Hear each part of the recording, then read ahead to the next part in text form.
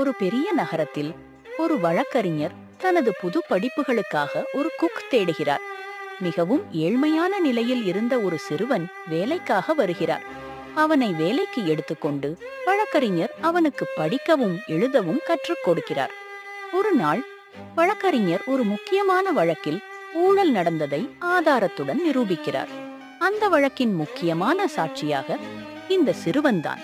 ஆனால் நீதிமன்றத்தில் அந்த சிறுவன் எதிர்பாராத விதமாக மிகவும் அறிவுடன் தெளிவாக பேசுகிறான்.